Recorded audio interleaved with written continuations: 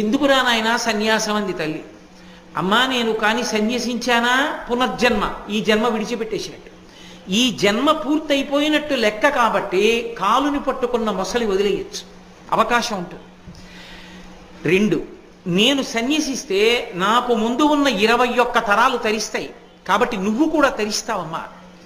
ఒకవేళ సన్యసించి బ్రతికాననుకో, నీ కళ్ళ ముందు సన్యాసిగా తిరుగుతూ ఉంటాను.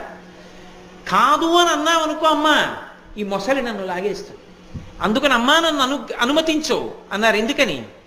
తల్లి తండ్రి ఇద్దరు ఉంటే ఇద్దరు, లేదా తల్లి అనుమతించకుండా సన్యాసం తీసుకోకూడదు. కాబట్టి తల్లిని అనుమతించమని అడిగారు.